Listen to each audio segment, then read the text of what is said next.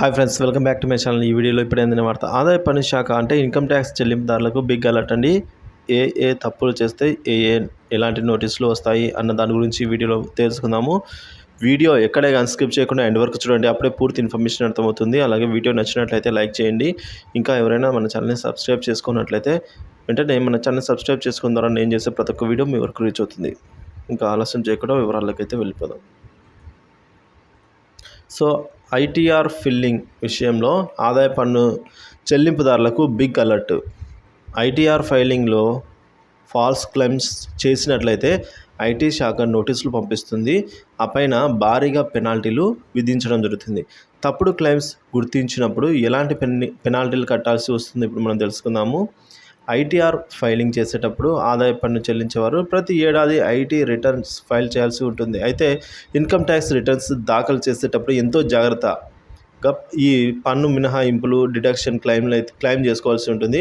ITR processing చేసేటప్పుడు income tax విభాగం మీకు క్లెయిమ్ చేసిన డిడక్షన్ ట్యాక్స్ మినహాయింపుకు సంబంధించి ప్రూఫ్స్ అడిగే అవకాశం ఉంటుంది. కాబట్టి అది ఈ సంవత్సరానిదైనా లేదా పాత సంవత్సరానికి అయినా సంబంధించి ధృవీకరణ పత్రాలు కోరే అవకాశం అయితే ఉంటుంది.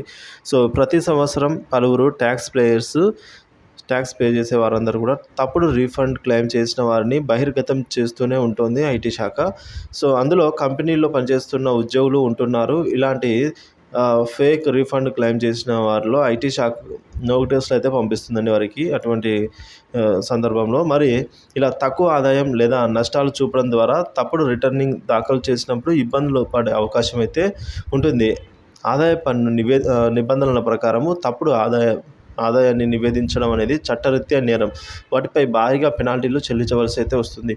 ఇన్కమ్ ట్యాక్స్ యాక్ట్ 1961లోని సెక్షన్ 207 ప్రకారం ఇప్పుడు తప్పుడు క్లెయిమ్ చేసినప్పుడు భారీగా పెనాల్టీలు విధించేలా సవరణలు చేసిందండి కేంద్రము. ఇక assessing officer, commissioner, principal commissioner లేదా కమిషనర్ స్థాయిలో ఎక్కడైనా ఇలా తప్పుడు క్లెయిమ్ చేసినట్లు గుర్తిస్తే సెక్షన్ 270 ప్రకారంగా భారీగా పెనాల్టీలు విధిస్తారు. ఇవి 50% నుంచి 200% వరకు కూడా ఉండవచ్చు. సో అంటే డబల్ వరకు కూడా ఉండవచ్చు. సో మొత్తం అమౌంట్లో ఈ పెనాల్టీల పెంపును 2016 నుంచి 17 కేంద్ర బడ్జెట్లో తీసుకొని వచ్చిందండి కేంద్రము.